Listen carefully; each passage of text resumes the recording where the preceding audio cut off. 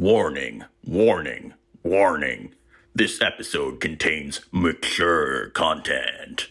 Or maybe immature, depending on how you look at it. But the point is, if you're a kid under 12, maybe this one's not for you. Maybe I'm being overprotective. I don't know, but I figured you should be warned. Because it gets crazy. Not really. Half boy, half girl. Sometimes half boy, half boy. Sometimes half girl, half girl. Sometimes a combo involving non-binary folk or gods or goddesses. Who's to say? But it's all love. What do I say next? You're listening to Ranking Rick Riordan, a podcast about Percy Jackson and the whole wide rest of the Riordanverse. I'm Dan. I'm Olga. And I'm Clara. And today we're ranking Rick Riordan's greatest relationships. Actually, they're not his. They are ours. They belong the relationships to us. of the people. We the people. Yeah. Yes. Here we are. So if you missed our last podcast, we did a huge ranking extravaganza of all of the major canon ships from the Riordanverse. And this time we are going to talk about our personal top 5 of non-canon ships and why we think these non-canon ships are very shippable and very great. But first, a little bit of housekeeping. There's no video this week. Sorry about that. Video will be back for the feedback episode, which will be next week. If you want to be part of that episode, send us feedback at our podcast, feedback@gmail.com, or comment on the YouTube version of this podcast, tweet at us at Ranking Riordan, or leave us a review on the podcast platform of your choice. Let's talk, before we get into our top 5, there are a few couples that we wanted to talk about as a general thing that we hadn't gotten to last week that much. And the first one is Blitzen and Hearth. Breaking news, it's canon. In a limited edition blog post. That was not written by Rick. On Reading Riordan, that I guess was put up in June and taken down a day later. Yep. There was a list that was put out, I assume for Pride Month, in honor of all the LGBTQ relationships, LGBTQIA characters and relationships. And there was a brief aside that said... I'm going to pull it up. Oh, thank you. Yes. Oh, you Thank took you, a Daniel. screenshot of it? Yeah. Smart thinking. Well, actually, I found somebody else's screenshot.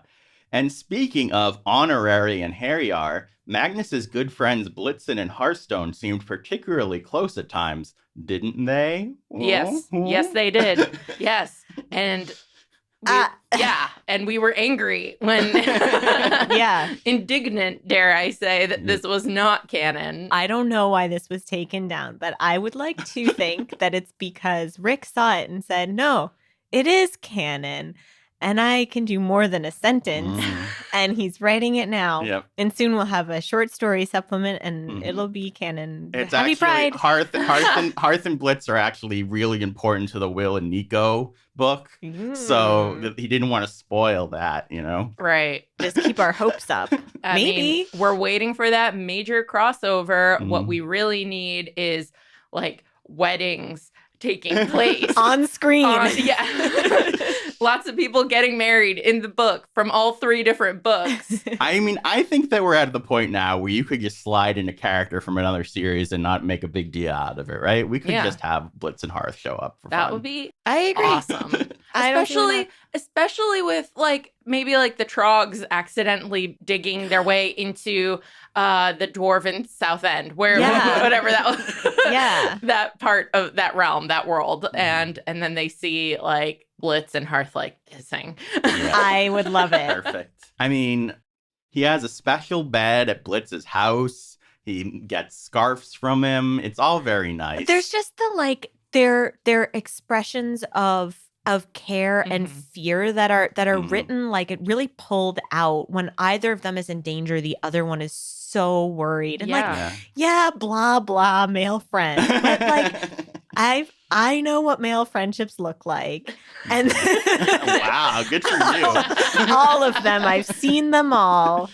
I don't know. No, Clara's that's watching everyone. Men. She is Santa.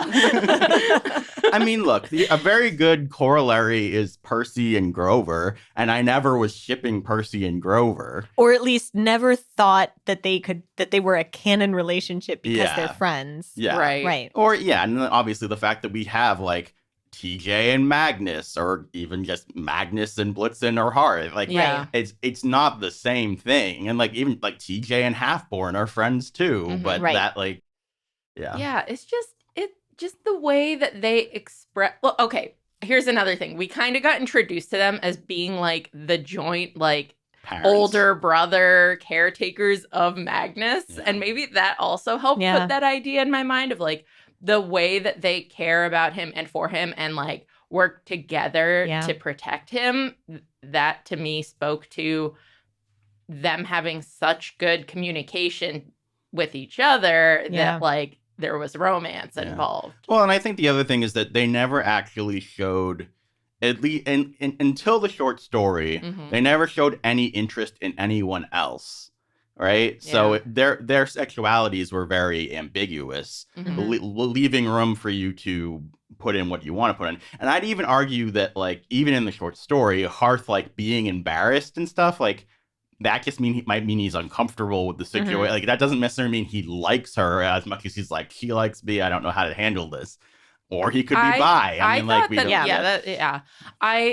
I was always reading it as, like, he's so oblivious to Inga liking him in the books themselves that he was, like, definitely not interested in her in that way. Me too.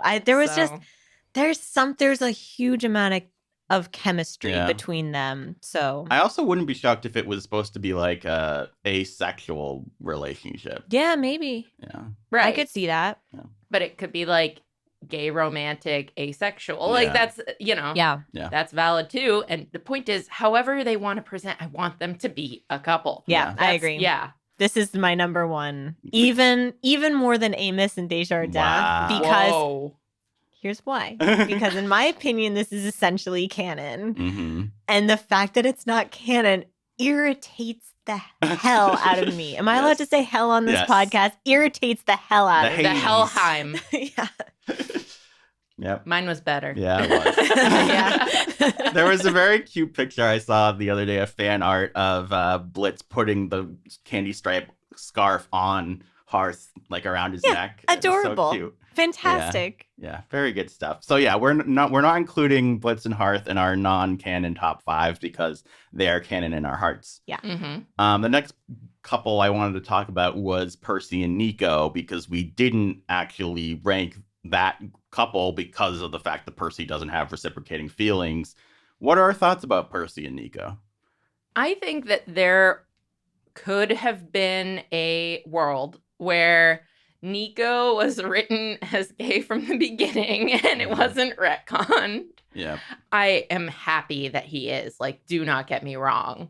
But at the same time, I just, like, don't really believe that that was something that Rick had solidified from the beginning. And therefore, like, I wish there was some subtext in the original, like, PGO series where I could be more easily, like, shipping them. Like, I'm totally happy with headcanon and, like, fanfic that could expand on that. But to me, there's just, like, not enough on the page where Percy is reciprocal of that. I love this as a crush relationship. Yeah. Like, I love the sort of Nico, there's almost like a level of jealousy that's unexplored. Like, I can see this as like a fling, maybe, because I feel like Nico's feelings for Percy are almost as much about his own thing than they are about Percy, if that makes any sense. Yeah. Well, I think that's what makes it really work the way it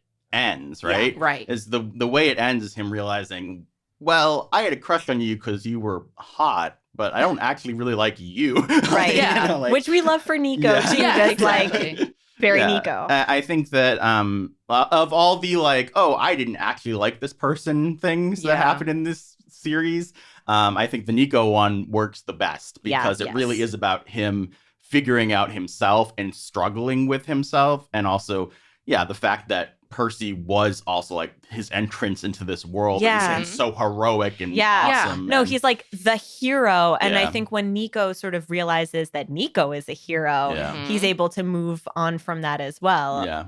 Yeah. It's aspirational. Like Percy is aspirational to him. He's who Nico wants to be. And you could even like argue the fact that maybe seeing Percy with like, I mean, Nico has jealousy of Annabeth, but it could also just be like jealousy of the heterosexuality because of Nico's baggage of having to not like deny a part of himself and having to come to terms with that as well. That like, I think that I could read that in him as well. Does that make sense? Like basically him wanting Percy, but also wanting to be like Percy and then just becoming really happy as Nico and everything that comes with. I feel like it's interesting because it is a newer kind of story, but it's also a very classic story. I feel like of just having a crush on the popular person because they're popular and they're a big deal and everybody wants to be with them. And I feel like,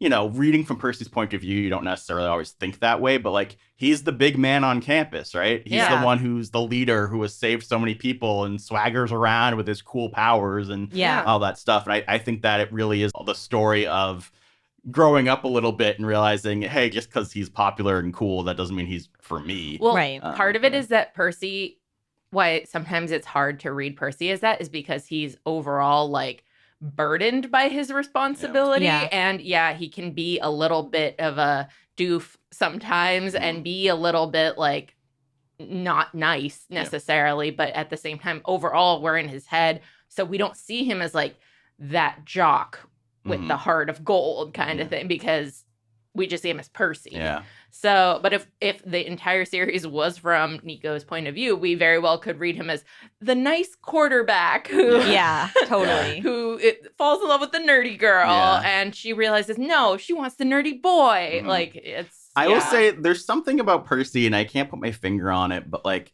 so many of our non-canon ships are creating gay couples out of potentially non-gay characters or whatever. Percy's the one person that I'm like, I can't picture him anything other than straight. I know, he's so straight. I agree.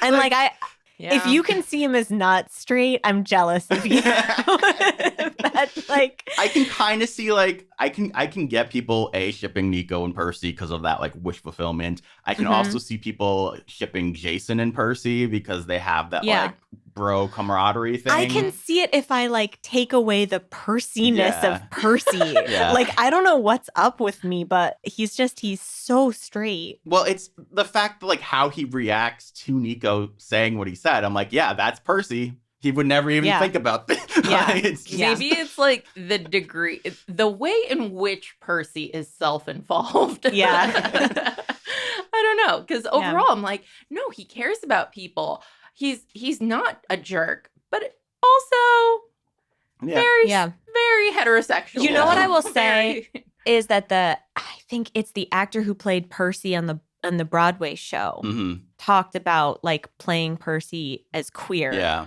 And I feel like if I saw that portrayal, I would be swayed. Like I can see like different manifestations of Percy. I just feel like that's a different take. Right. Because that's a different book. Right. Like the book of the musical is just different. I think when I say like I'm jealous, you can see it. It's the sort of like the creative, like if you can see that like that Percy-ness that has all these different like options as a character. Yeah. I feel for me, Percy is the one who's so concrete in my mind that I almost just am sort of like, Percy is Percy. Well, blah, and it's blah. like part of me is like, well, am I feeling this way because he so much has to be with Annabeth? But on the same time, I'm like, I can think of Annabeth being with other people. Right, me too. So like, I don't really know. Yeah. I don't know what it is. Yeah. All right. Maybe it's the ocean energy. No, usually ocean. It's like, woo, gay couple. Yeah. What? Yep, that's when I see the ocean. I go, woo. Mermaids. Anyway. The last canon couple we wanted to talk about was Piper and Shell because we didn't feel right ranking that couple against couples that like we've actually seen interact more. Yeah. Right. I feel like in a lot of ways, I'll be very interested if we ever really see Shell as a character, because I'm also like, even if we see Piper again, I wouldn't be shocked if like they'd already broken up. Yeah. Because I feel like Rick loves to do that. Yeah, I completely agree. I feel like Shell is a plot device right now, at least. Shell is there to signify that Piper is moving on and realizing who she is and exploring who she is. Mm-hmm. And so I like the fact that Piper is doing that, but the actual connection with this mortal who like she has to lie to, like, I don't know. It's interesting. Yeah. It's something different. We don't have anybody else with a mortal, right? I No. was like, Walt. And I was like, wait a second. He's literally also a god. Yeah. Walt is like the least mortal in a way. Yeah, I mean, the closest we got was Rachel, right? But at this point, it doesn't. Yeah, but Yeah, and she's a now- prophetess. I mean, I was thinking like Lavinia and Poison Oak. Yeah. Like, I mean, Yeah. arguably. But none of the relationships, including Rachel, involve like a secret identity, Yeah. which is basically what Piper would have. Right. Yeah. Which is in some ways is kind of cool, but Mhm. I can definitely see a Piper book where would we get love Piper and that. Shell and we get more of the Native American stuff and all that. Yeah. I I would would- love a Yeah. week in Piper's life as her Yeah. Yeah. Yep. living her life as it is now. I And, would yeah. also. You know, there's a lot of supposedly a lot of Piper and Leo shippers, which I don't. I hate I'm that. not on board Sorry. with that. Yeah. No, If you, again, like for me, it's like if you see something, I love that for you. And I wish I could also find joy in everything, but that doesn't, yeah, I don't like that one. Piper and Leo. they're two brother sister. Leo's too immature for Piper. Well, And Piper's not so mature. Like Calypso is so mature that she can keep Leo in control. But like, oh God, I They just have such a sibling relationship in my mind that it just doesn't work. I mean, I think I'd be able to read something there. Mm. Maybe when we reread. I Again. think, Yeah. I think you could do a version of that story where it was like, oh, we didn't know this whole time that you were right there, that kind of trope. Mhm. But it just, I don't see I it. don't see it either. The other one that people have said is Reyna and Leo, which I think makes maybe a little bit more I can sense. see that. I Yeah. see that spark. Yeah. Well, they're the ones who actually talk about it feeling like a sibling relationship. Yeah. Like Yeah. they specifically call it like it's Yeah. like we're siblings. Yeah. It's like okay. But it's one thing to say that at like the end of the last series. It's another thing like Piper and Leo just always felt that way. you know, Okay. like, Yeah. Interesting. at I least don't know. for me. Maybe it's like once it becomes canon that people that it gets written as, or that the author thinks of them as siblings. Yeah. I have a hard time. Thinking beyond that. Yeah, I'm like, Yeah. all right, that's off Yeah. limits. Yeah. Fair enough. All right, so we're going to get into our top 5 non-canon ships. And the way we're going to do this is so we each have 5 ranked from 5 the worst to 1 the best. But there are 5 favorites. yeah, So yeah, it's not. There is no bad. So you're going to go in a circle. I'm going to do my 5th one, then Olga will do her 5th one, and then Clara do her 5th one. But actually, we're going to start with Clara. Okay. That just really threw me off. Okay. My 5th favorite non-canon ship that I thought about Mm-hmm. is Meg and Sadie. Mm-hmm. Oh my god, Yeah. the chaos. Yeah. So I love this because I see them being so chaotic together, but Mhm. also Sadie is so supportive and like loving and has a really strong family basis. Mm-hmm. She has really strong connections to her family and has that sort of like idea of what someone in a family deserves. Mm-hmm. Even though she's had her fair share of obviously like difficulties and whatever.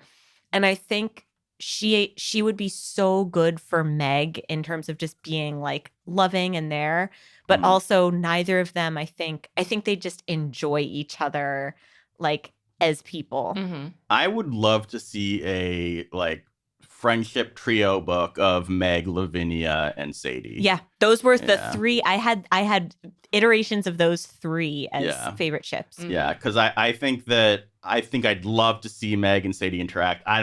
I feel like they'd be more friends than anything. Sadie has very specific taste, and I don't know that Meg fits in within that. But for me, this is one of those ones where I really could see it being a sort of like, I didn't think I had any interest in that. Mm, But actually, like, as they're plotting their chaos together, Yeah. like, things sort of develop. mm. Hmm. I'm thinking, how did I not do a Sadie ship? Now I need to look at my list again. Oh, Olga, yeah. you have to go. Okay. Well, I'm still thinking about Meg. Yes. Like, because the thing is that Meg felt so young for so long that, like, the way in which I feel like I think of relationships with her, like, developmentally is just, like, different than how I think of Sadie. So, for me, I'd be like, oh, Meg belongs more with, like, oh, what's Penguin Kid from Felix? yeah, I love it. Felix from King Chronicles. Because, like, he loves unicorns. He loves yeah, and like he's so carefree and she's so, like, you know, silly sometimes, like, you know, like dry and cutting with her, that I feel like the two of them could have that kind of rapport. So that's my like last minute ship for Meg. I like it. I've always wanted to come up with a good Meg one. She deserves some happiness. But ice magic. He can water the garden for her. All right, so what's my your number actual five? Number 5, yeah. Mine is Clarice and Selena. That's my number 5 as well. Oh, okay. Yeah. All right. 2 birds, 1 stone. I just think while I really like the Selena and Beckendorf thing, it's also not on the pages enough that I can, like, need it. Yeah. And I still think that there's, like, so much, I don't know. I like the buff girl, girly girl, trope. Kind of like opposites attract. Yeah. They're friends. They care about each other, but the way in which they, like, live their lives is so different. Also, Ares and Aphrodite, like the children of those like, I don't know. I think that there's some poetry and here. the mythological illusions that they're making with that relationship, right? Yeah. Is it's very fantastic. Relationship. This is 3 for me, actually. Yeah. I love this ship. Yeah. I mean, it's an interesting one because I don't know that I want anything to change, because I do like the whole story and it involves Beckendorf and Luke and all that stuff. But at the same time, like, it is so charged. It's almost like I almost want to say it is canon. Mm-hmm. I do too. Yeah, it feels it's like Hearth and Blitz in some ways, where like it's not, I think, in the same way. Yeah, but there's that, like, Clarice cares so much about, and like Selena. It's a really good ship. If not for, like, Chris Rodriguez existing, I would assume that Clarice has, like, feelings for Selena that she never admitted. But they even, I mean, he undercuts it with being like, the reason she's close with Selena is because she helped her with Chris. Yes. And so I don't know. I feel like Rick nowadays might have done things a little bit differently. Yeah, I could see and that, I wouldn't be surprised if they did in the TV show. I'll be interested to see where they go with all that. There is also something to say with, like, the way that Clarice is presented as a very, like, strong, like, physically strong, imposing woman that, like, in a way, it's, like, a shame to have to equate that with being queer, because, like, that has how your body and physique and interests present does not have to be assigned with, like, an interest. So in that sense, I'm like, with like romantic feelings. So it's like, well, she can be like this and be this athletic and, like, mean and scary and still like guys. But that's why, like, bi Clarice is probably like the sweet spot. Yeah, I think bi Clarice, and I really like Clarice and Chris too. Yeah. That's why I kind of liked it being at least, like, headcanon that both Clarice and Selena are bi, and that they both do like Beckendorf and Chris, but they also like each other. I think that's right. Yeah. Like, all the love triangles, love rhombus, like, whatever. Would love actually just a non-monogamous relationship for the 4 of them. Well, it's not, I guess, not the 4 of them, but just, like, both Clarice and Selena are. And then she leaves all of them for Luke. Wait, for Luke? Yeah, well, she, like, betrays them all for Luke. Selena does. For some reason. I also thought about Clarice. I was like, Clarice would never do that. Clarice is the only one I could never see betraying people. Yeah. All right. She'd stab you in the front, not in the back. Right. What's your number 4? Annabeth and Piper. That's my number 1. Ooh. Yeah. I love relationships where one of them is about the head and one of them's about the heart. And interactions between them they're full of like a beauty. Yeah. Mm-hmm. And I think they would be an incredibly strong power couple. They're both also like non-fighters. I put in quotation marks because obviously they're great fighters. Yeah. But I just like that's not like their main thing. Yeah. They're such a combo. Well, they both fight with words in very different ways. Yeah. Mm-hmm. Yeah. I think it's interesting because like back in the day, like when I first was reading Blood of Olympus, which is the main one where it's like, oh my God, they're this freaking was amazing. A missed opportunity. Yeah. I was like, oh my God, that's such a great ship, but like that could never happen. And now it's like, well, Piper's bi now, so I really like Percy and Annabeth, but Rick loves breaking up those don't you dare.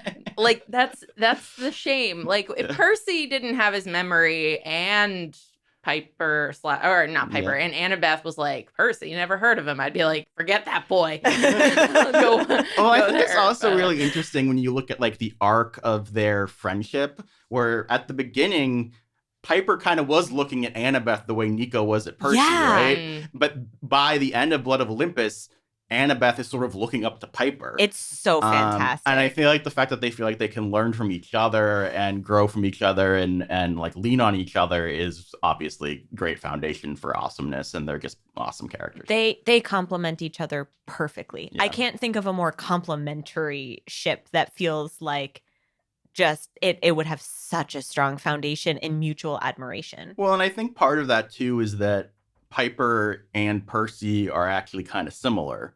So that like the fact that Percy and Annabeth work, it leads to Piper and Annabeth also working. Because I think Percy's less on the nose with Percy, but like Percy, one of his strengths is his emotion. Yeah. I would say for sure. Yeah. And so that is supposed to, even within Percabeth, supposed to be that he's the emotional center and she's the logical center, and they balance each other out.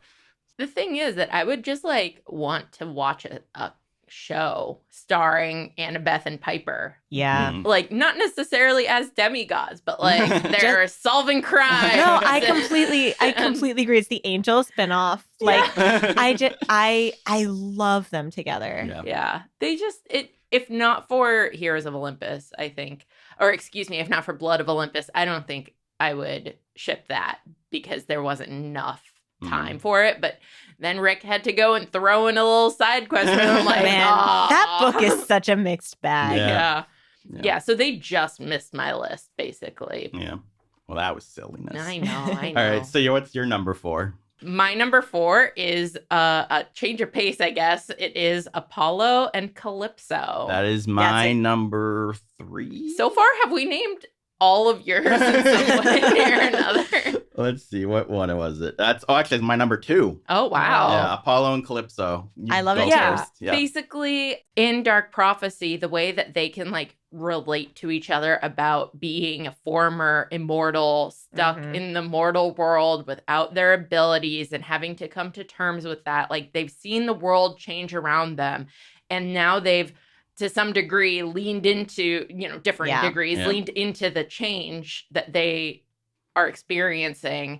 And they look to each other, even though they have that tension at first. So this is one of the things that's so fun with Calypso, is that she has the like enemies to lovers trope with like everyone except Percy, who she was just like, I love you, hi, don't leave. And now who wouldn't? Now I hate you. She had the opposite. Yeah, they had the opposite. But yeah, it's just the thing of like, I really like that with Leo. And then when there were hints of that with Apollo as well, I was like, I want this all over again. I mean, if Leo didn't exist, I mean, they have 2/3 of that story in that book, and they just don't end it because of Leo. I mean, I think that it's also more interesting than the Leo stuff because there's actual history there, and it's not just like, oh, I misjudged you or whatever. It's like, we have a reason to not like each other and to, combat each other, and then learn that each other are more layered than we thought. And I don't know. The other thing is like Apollo so deserves happiness, and Calypso is like the only character where it would have made sense. So I will say that an Apollo ship is my number one, and it's not this, and that's the only reason why this one isn't on there, because I didn't want it to only be Apollo ships. Yeah. But you are so right. And I just think that they were really interesting together, and I loved their stuff at the zoo, and Yeah. I mean, can you imagine like the heartbreak that it would be if at the end Apollo is more immortal again and Calypso is still stuck as a mortal? There's tragedy. That's the tragedy I wanted.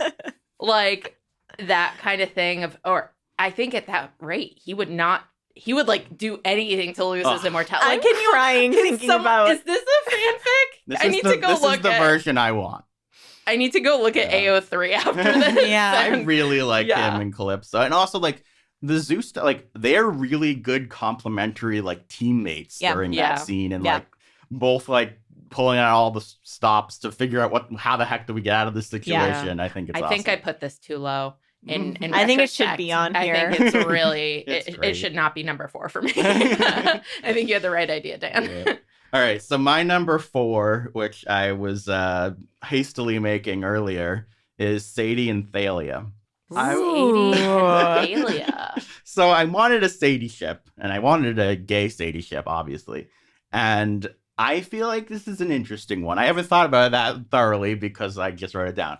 But originally I had Reyna and Thalia, which maybe we can talk about that in a second. But yeah, I feel like Thalia is a similar type to Sadie's type, right? Where it's where Thalia is that sort of dark character, more mature than Sadie is, that she kind of like thinks is awesome, like holds up on a pedestal. Yeah. But then they're both sort of like punky, and they probably would share the same music. They share AirPods together. Yeah, that's cute. I don't know. I feel like they're just both badasses in very different ways.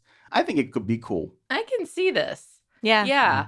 The way in which like they are rule breakers, but go about it differently. Yep. And also, Thalia being more like of a skilled like combat person, whereas like, can you imagine like fighting someone together? Like, Sadie's really using cool. magic and Thalia's like using her shield and her sword. And it's like, that would be so and cool. I feel like Sadie would bring Thalia out of her shell more. I feel like she's kind of been in a shell for a while now. Yeah. No, Piper's the one who's been in a shell. Oh my. Moving on. I don't know. I asked whether I could say hell, and Olga comes out with this. What? They're kissing with tongue. No one knows what she's talking about. They're kissing with tongue. Anyway. I'm sorry. So what do you guys think about the Reyna Thalia thing? Because that's another big ship that people talk about. I'll spoil it. That's my number 2. Oh, okay. We want to talk about it then? Let's wait for that. Okay. All right. What's your number? Let's talk about it. Okay. I thought you meant let's talk. I wasn't sure don't if know. you Talk about did it. you mean to say let's talk about it then or talk about it like now? Talk about it, please. Okay, let's talk about it. This is a mess.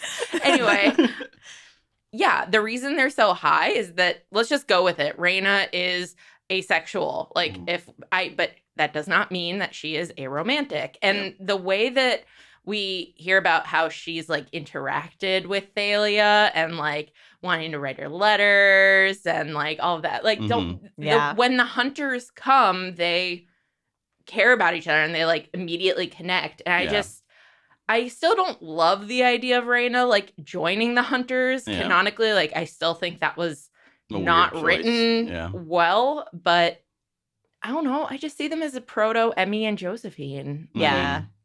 Yeah, I think that I definitely get that. Honestly, if it wasn't for the fact that they specifically call it out, that Reyna herself specifically calls out in the book, I would be like, this is canon-ish and they're leading to that. I agree. But the fact that he specifically has Reyna call it out makes me go, this is just going to be a ship that people just have. Right. Yeah. And a good ship that people have, I think. Yeah. But it's a similar thing of like, they've been through so much. They've had so much responsibility put upon them.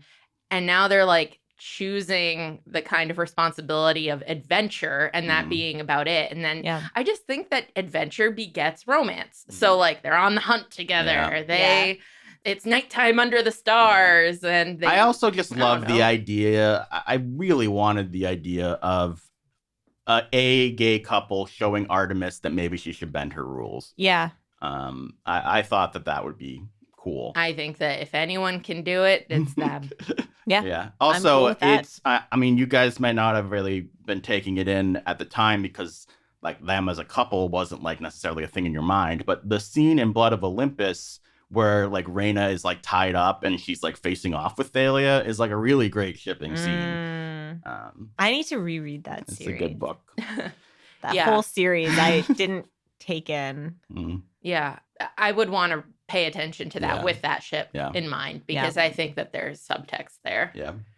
All right, Clara, I don't even know what number we're at. Three. Okay. And this for me is Clarice and Selena. Okay.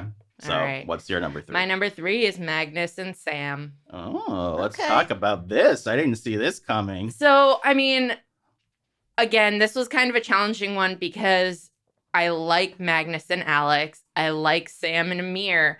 But, man, in Sword of Summer, Magnus and Sam do have this, like, again, not quite enemies again, but like, you know, antagonistic. Like Sam is the least liked of the Valkyrie. Magnus didn't want to die, and Sam got him into this mess, arguably of being an inheritor. Yeah, you know, and yet they figure it out. She's the strong one. She knows how to fight. She has these abilities, but he's the like golden boy who has his trauma and can understand hers and knows her limits of what she's willing to share, and they work together and are smart in complementary ways. Again, I also really like their friendship, but in a way, that's why I like them as a couple, because they have a basis of like friendship and enjoying each other's company. And I would also argue that, I mean, this is totally subjective, right? But they don't feel like brother and sister. No, they don't. Yeah, no. I agree. They feel like a male-female friendship rather than siblings. Yeah, where there's possibility there. Yeah. I will say I could not ship Magnus with anyone else the same way I couldn't ship Percy with anyone else, although I can think about shipping Alex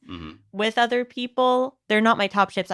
I love Magnus and Alex so much. Well, I can't split it up. My number 3 also involves Magnus, unless we want to keep talking about Magnus and Sam. I think we talked about it. Yeah. I know that there are people that are sad that they didn't go in that direction because after having read Sword of Summer and assuming that's where it was going. I think if Alex never existed and Amir wasn't such a sweetheart. Yeah. So my number 3 is Magnus and Nico, which I think might be my favorite combo, actually, the more I think about it.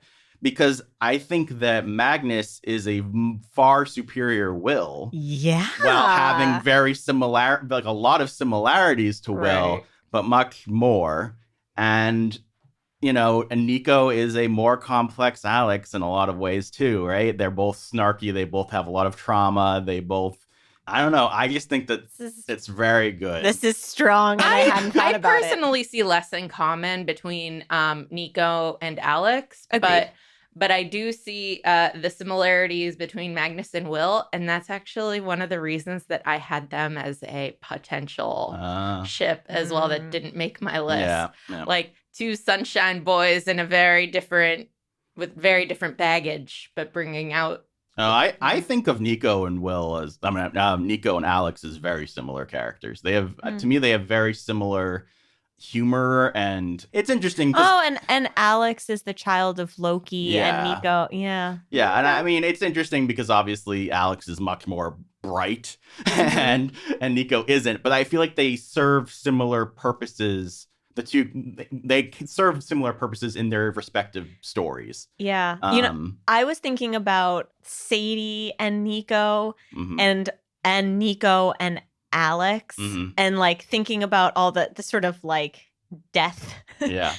Alex isn't about like death, but Alex kills sort of people. Yeah. Yeah. I mean, that's sort of like the villain kids. Alex being so violent, I do think is part of what connected Alex and Nico in my brain too. So I guess I have been thinking about sort of like Anubis, Nico, and Alex as similar. It's also the thing of them both being the like super cool badass side character that like should get more time, but like because they're so awesome, they just shine anyway, right? Mm-hmm. It's like Yeah. Well, just on the note of like, I think you just mentioned Sadie as well in that like combo. I actually had a Sadie and Alex ship. I thought about that as well. I was really thinking about that. Really interesting to read. I can't picture it, but that's interesting. I like it. I have the same. I would also love their friendship. Like again, can I ship really cool. Alex and Wanubis? Let me think about it. Wow, that just kind of broke my brain for a second. Like the duality of identity. I don't think in Alex different ways. I don't think Alex would take Wanubis's BS, and I think Wanubis needs someone to take Wanubis's BS. So maybe as a buddy cop. Okay, story. Now we're getting somewhere. We have a lot of buddy cop ships. All right, number 2. Ready for a surprise? Yeah. Amos and Desjardins. My number number 2 ship. Number you had 1? already said that your number 1 was an Apollo one. Oh, right. I forgot. See how quickly I forget. Yes. So number 2, also very, my 1 and 2 could easily switch. Yeah. Amos and Desjardins. I think if you've listened to the body of our work, you know how much I care about this relationship. Mm-hmm. I think it's just, this is one of these things that I can see being a thing that had happened in the past, and we just don't know about it. Yeah. And it's one of these sort of like, did actually these adults also have their own personal lives that we didn't see? Yep. And like, I see this as this like tragic like misunderstanding that happened in their 20s or 30s where like, because I imagine like Desjardins always sort of like defending Amos, and the Canes like sort of just like always being there to the House of Life. Yeah. And then something happens and he's like, no, I was wrong. And like, you've been manipulating me my whole life. Like, and there's this tragic misunderstanding. But then at the end, they reconcile and they're like, oh, maybe we can be together now. And then Desjardins dies. Like, oh. And he leaves the whatever the thing's called, the chief lecture. To Amos. The deathbed confession is like, yeah, you know, the doomed love is so fun. I see a novel in this ship. When are you writing this? It's over the summer hiatus. Okay, so there will be no podcast, but then there will be a novella. Okay. All right, loved it. It's definitely one of the best ones. Absolutely, yeah. I'm so with you of like having some adults also getting some love and romance. I'm down. It doesn't all have to be about you youths. The youths. Yes. I was trying to think if I could think of any other like parent combos or like a god and a human combo or something. I was like, should I ship Amos and Set? No. It's an interesting idea. I don't ship it, but it's interesting. Who can we pair Tristan with? That's a great question. He needs someone stable. Sally. No. When Paul dies. Oh God. No, Paul. Hey. Stop. Paul lives forever. Tristan, Paula, and Sally? Is there any other? Natalie Chase is dead. Natalie Chase gets brought back from the dead. Natalie Chase would be good for Tristan, I feel like. Yeah. She likes the outdoors. He likes surfing. I like it. Yeah. Okay, let's do it. Done. Write it. All right, Print. deal. All right. Well, I'd already talked about how Reyna and Thalia were my number 2. Yeah. And I already talked about how Calypso and Apollo were my number 2. Okay. So you're number 1. My number 1, it's kind of wild. Mm-hmm. Apollo and Luke. Oh, yeah. I love that. So that's a great idea. Yeah. So I think Apollo and Luke is great because Apollo loves bad boys. I was going to say because of his previous behavior. For sure. I can see Luke being like physically his type. Mm-hmm.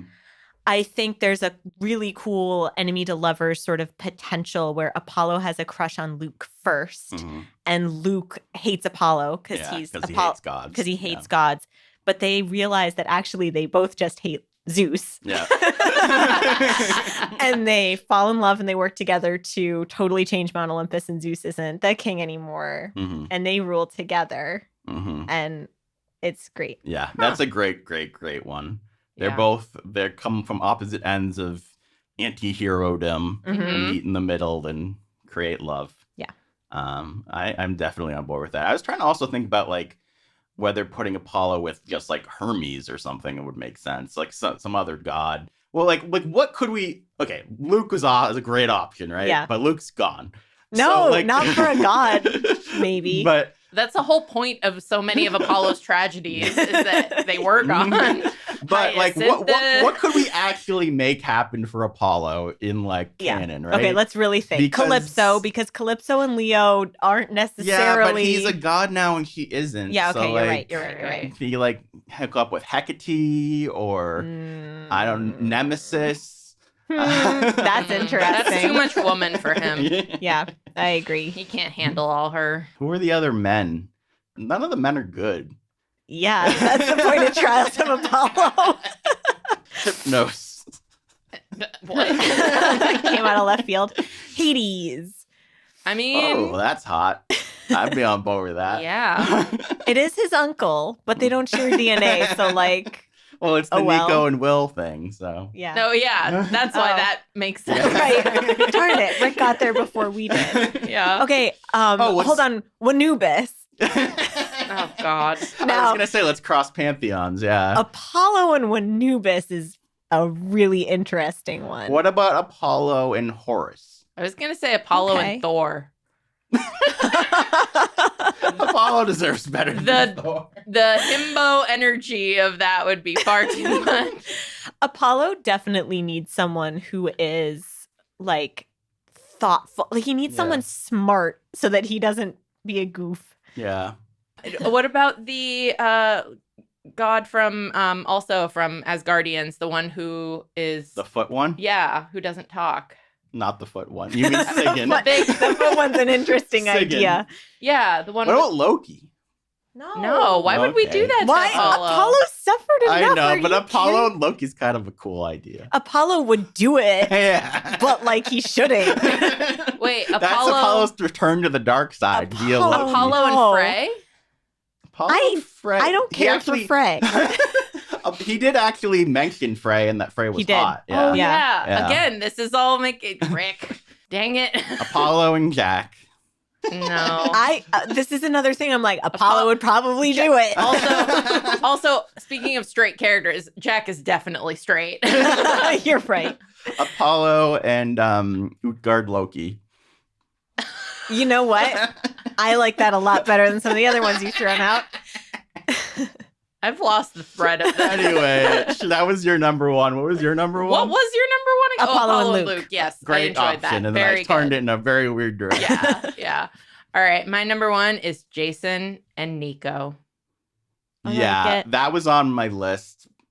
That is a very nice one. Talk about it. All right, so the fact that, I mean, again, you could take it as the reason I like this is because there's a nice basis of friendship here. Mm-hmm. But the fact that, like, Nico, I mean, I don't like the Cupid scene. I don't think it was a good time. However, the way that Nico and Jason, like, interact after that, and that Jason is accepting and, like, understanding of Nico and is trying to, like, comfort him despite how uncomfortable that was, and it was against Nico's will.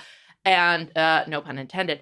And for Nico, just like Jason is a version of Percy that is like, he's still the heroic one. He still has a lot of Percy's traits, but like they get to know each other more on equal footing than Percy and Nico ever had. Yeah. It is, he doesn't see him as a hero first. He sees him as like another guy stuck in this situation. Yeah. You know what's sad is like right now I don't like Will enough that I'm like I kind of wish that this next book was just Nico and like him dealing specifically with Jason's death, which I'm sure was still going to be a major part of it, but Will's going to be there too.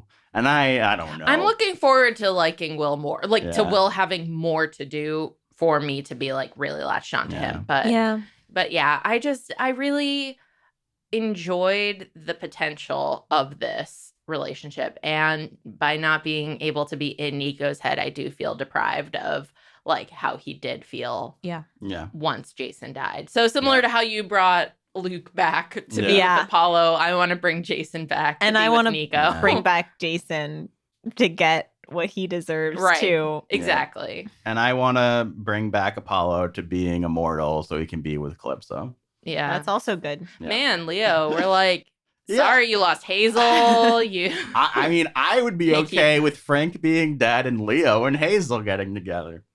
I'd be okay. I'd be sad. We got some pointed feedback because apparently we went on a multi-episode rant about how Frank should have died instead of Jason. Did we? I don't even really remember doing that. You did that more than anyone. Who's to say? I don't remember, but I know we got a lot of comments recently about it, and I was like, you know what?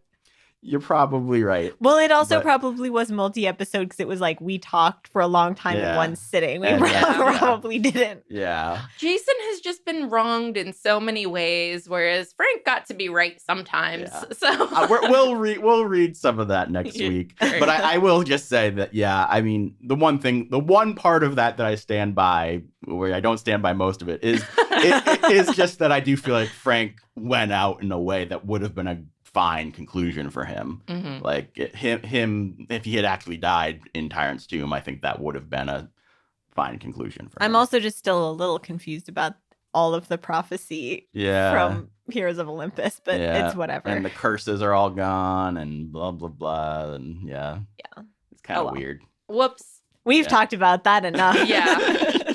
And we've already talked about my number one, which was Annabeth and Piper. They're amazing. Any other last wacky ones we want to throw out there? We got the Python and what's his name? Apophis. I want to say Python and Anubis. Interesting. I could tell that's what you wanted to say, and I was like, no, but I couldn't remember. I like big snake as a not just a villain pair up, but as a like interesting power couple pair up. Set and Loki. Yeah. That facing off against them would be difficult. Yeah, especially if they're like totally in love. I don't think either of them could be totally in love is the thing. I think Loki could be. I don't think Loki Set could. could. I think Set might be able to be with Loki. Maybe. Who's to say? Who's to? Maybe it'll be in my book. Actually, one I wanted to talk about was the idea of Commodus and Caligula. Like, do you think there was some banging going on there on the ship? Yeah, absolutely, they were Romans. It was all, exactly. It was all physical though. With those two, they're too self-involved. Those guys are very much too self-involved to actually have feelings. Yeah. This is our most blue podcast yet. Yeah. Well, don't let your kids listen. I say at the very end of the podcast. All right. Well, it's the summer of love. Yep. And how are we ending this? I don't know. I thought we might have a few other weird ones. Let me look. I already mentioned Will and Magnus being like a weird golden retriever couple that I think would. They'd just be healing each other at all times. They're just shaking hands and they both get healed. I have one. Carter and Jason. I forgot I shipped because they're also like very similar and I could see them just, I don't know. That's why I did Piper and Carter because Piper was with Jason and then I did Zia and Jason, I think.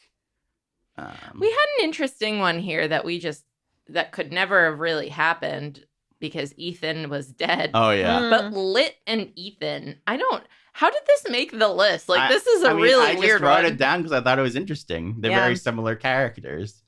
And throw Luke in there, too. No. Oh, yeah, Luke and Ethan. How is that never a thing? That's a good Well, maybe it was. We just don't know. Yeah, well, that's a good one. So it's not canon. But it makes sense. Like, we've both been, like, in the harshness of war and hatred of the gods, we found warmth and care for each other. Is Luke and Selena a canon ship? I don't know. I don't like it. See, like, that for me... Sorry, go. No, that for me feels like exploitative. Yeah, and I've said a lot of exploitative ships that I am interested in, and that's not one of them. I agree with the way it's written, but I feel like you could do like a retelling where like Luke actually really cared about her, and it would be interesting. Yeah, I could see that. How about Half-Born and Apollo? Huh. Half-Born's immortal-ish. Yeah. Not a bad idea. I feel like TJ and Apollo makes more TJ and sense. Apollo. Oh, that's that's cute. really good. I There like it is. We that. solved it. All right. And he even uses a projectile item. Yeah, and What does that have to do? Apollo's the archery. He's Oh, gonna yeah, help duh. your arrow. Okay, Yeah, right. yeah. Okay. I actually really like that because TJ's not a god. Mm, And so then there's still also that, like, we've both experienced human life Yeah. and are in this situation where we're going to see people live and die and need to reckon with that. mhm. Yeah. I just physically I could see how Half-Born would be Apollo's type. But I'm like just looking out for my boy. yeah, you just want him to have like a really fun weekend. But What about Apollo and Magnus? I have it written down. It's a weird one, but like it just- almost works. I just feel I think they'd be great friends. I think Yeah. like Yeah. the mellowed out Apollo and Magnus could Mhm. like really hang out and have Yeah. a good time, and they would not be like I see them Smoking, smoking. Yeah. This is not appropriate for children. It's legal in our state, but yeah, Not at for 18, children. Yeah. It's legal in Asgard. All right. Anyway, yeah, all right. That's like all the people who've ever been characters All right. in Rick's books. Glad we all agree. The end. All right, guys. Thank you so much for listening to this silly episode. It was silly. And so we still have this one to go out, and then we're gonna do the feedback one. Thought we were also potentially gonna cast Magnus Chase. Yeah, I think we're gonna do that now, but release it at the beginning of season 2. of the Okay, well, that's a podcast. tease for folks to come back after our summer break, in my Yeah. opinion. That Yes. and my novel. And Yes. your like 50,000 word Mhm. fan fiction. And yes. the final return of Daughter of the Deep, spoiler Oh my God. which I'm going to put out a year after the book came out. On the anniversary? Yeah, probably. When You did- should. When At did this that point. book even come I out? think That's September or something. Wait, we really are that close Yeah, to we're the... pretty Oh my close. God, Daniel. All right, guys. May the gods be ever in your favor. Bye. Bye-bye. Bye.